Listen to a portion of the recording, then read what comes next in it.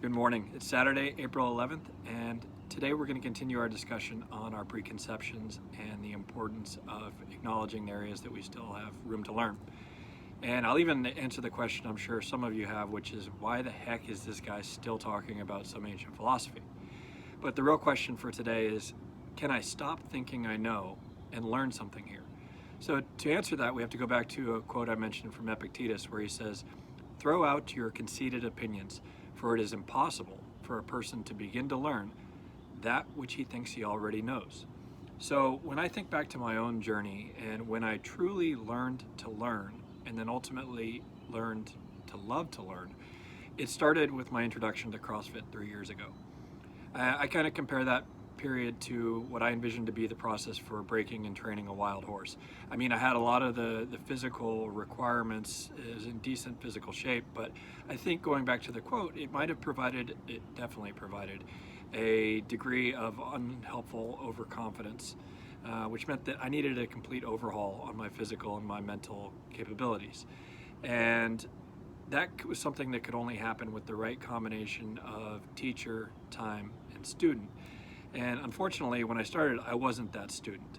And in CrossFit, we do a number of different things, from gymnastics to Olympic lifting to highly specialized movement patterns. And I remember looking around the gym, seeing people do all these incredible things and feeling really frustrated and humbled that I was nowhere close to that. And at that time, my ego was really strong, but so was the dedication of my coach.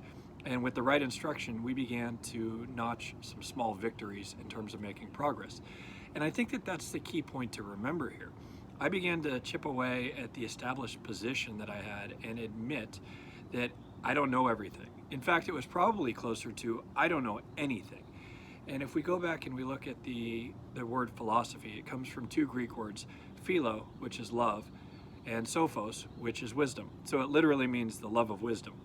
And as I tried to make progress in CrossFit, I became a sponge. I was soaking up everything that I could in terms of learning about nutrition and biomechanics and physiology and mobility improvements.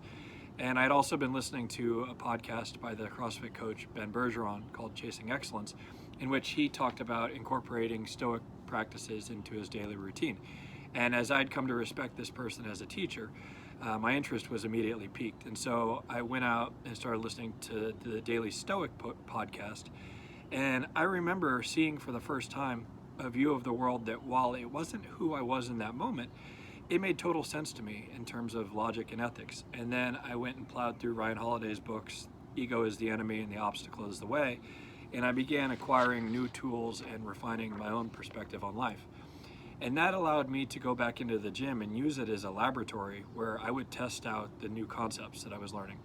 It was a low-risk environment that gave me a high frequency of data points to go in and take those skills that I was learning, apply them, observe, and see what the effect was. And ultimately, a lot of those principles ended up becoming part of my personal 10 commandments. I mean, they were things like never blame, complain, make excuses, endure and accept that which we cannot control.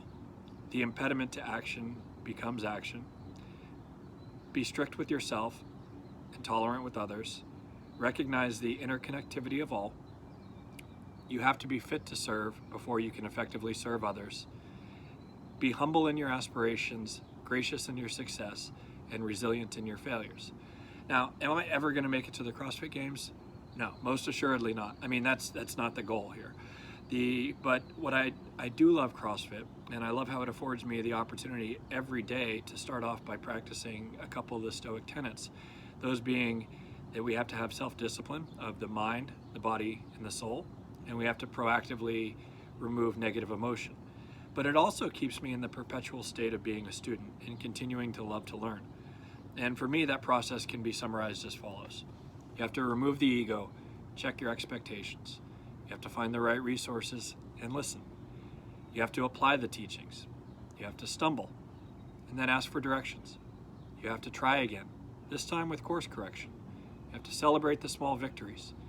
You have to realize that new learning is now a part of you. You have to set your sights on the next target. You have to want more. And this is how we evolve from a fixed mindset to a growth mindset. Now, if you're already there, then that's great. But if you can acknowledge that that's where you ultimately want to be, then I ask you this question. What is going to be your equivalent to CrossFit? What is going to be your equivalent to the learning of philosophy?